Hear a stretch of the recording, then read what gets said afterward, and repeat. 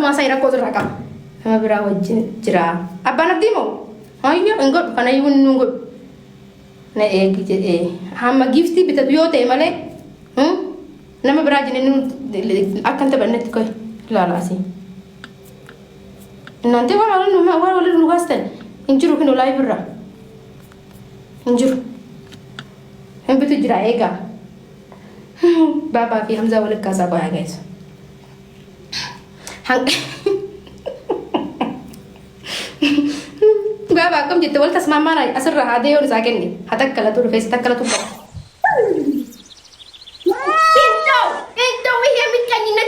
Video wara pada member resin mikir nanti balal he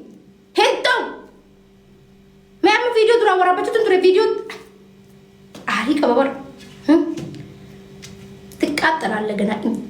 ada sih kadang mau buat video tanah kena wang gift cara nak kena butuh post tu dah saya nak serah gelme serah tak terbeli nak kena misalnya le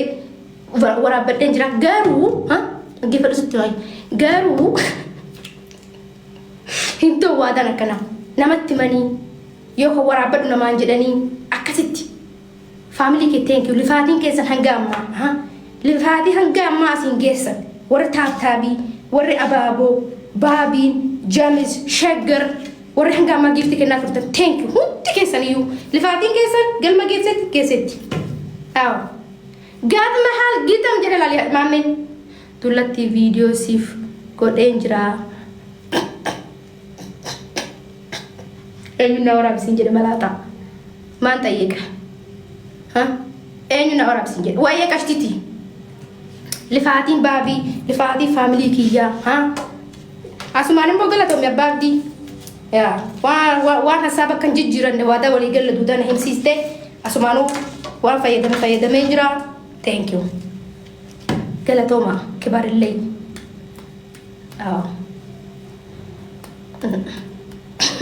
Hamza Arab sahur mana kan kita terus gua jalan hari aduh sini mah Hamza na aku tu himfad ben Hamza jinta baru sujamar babi mino nano ada cawat ni Hamza ga mali finjetu guya me aku mama gifsina kan tuan no gifsina kan ne na kata amu dite ana wani ni ngone kap ulfa na gode jil bibi no fe mana keso bodo na kata ni na macara na disebe kaza Arab si fi blog gode register kaza baka Roto koto beta ako boleh titana gogolata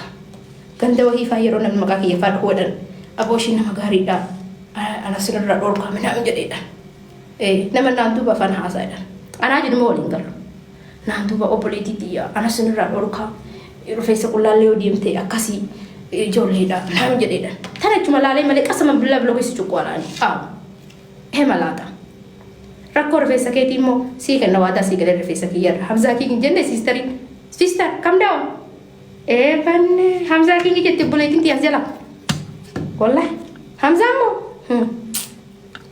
apa nak dia aku batera guys ingku bate wallahi kadi yang gadda sampai gerna nafudan kottu Hamza le canta banna indi shinja dunje kana shakile maka na mara yang gemi mi foro na raka fate fika wallahi foro na raka fate dia Kisara